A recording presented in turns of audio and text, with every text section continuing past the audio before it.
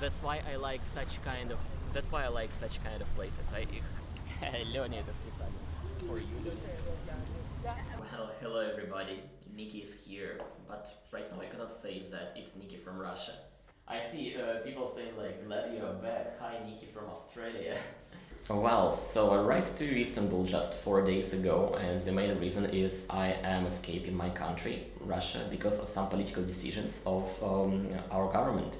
Basically, we have a long-lasting war with Ukraine that started back in February.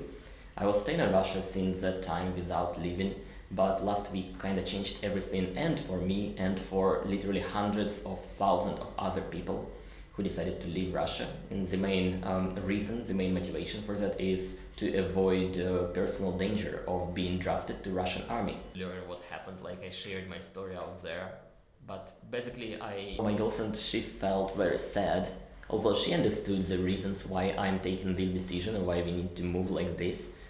She was super sad, so am I.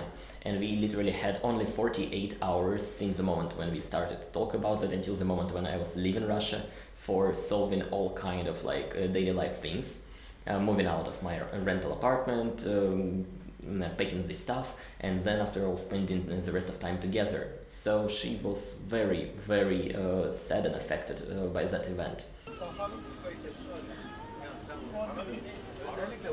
People who were supporting this war started to show the opinions that they don't understand why this war is happening, and they say they did not want it, they don't want to see this happen, and surely they don't want to lose their friends, husbands, brothers, or themselves in this useless war. And that's not only my personal opinion, that's what I hear in Russian internet, that's what I hear in Russian like Telegram groups.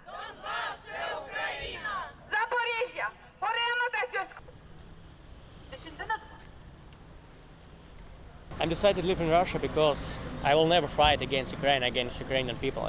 I'd like to say, all of this time, all of this months of war, I supported Ukraine.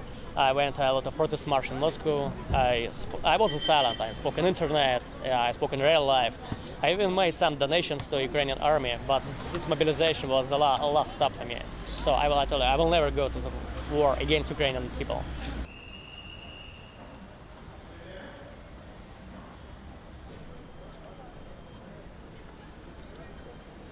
I want to say to Ukrainian people that not every Russian like a brainwashed zombie.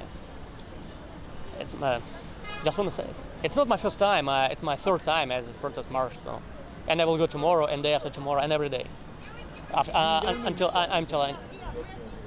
I'm here. So it's also about the future. I think maybe it's first time in my life when I feel myself free, really free. I don't have any burden on my shoulders.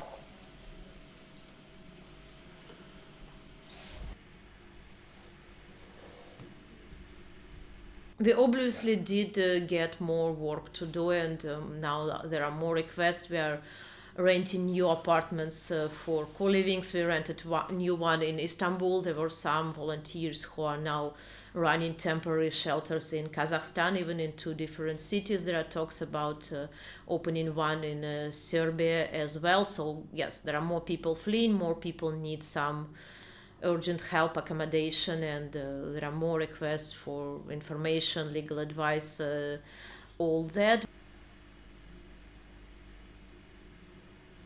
Nobody wants to stay and die for Putin, so it's really hard to travel abroad when you cannot use your bank accounts, when it's also difficult to get foreign currency from inside of Russia because of the internal restrictions. So this is quite an issue even for the people who have income or savings or whatever.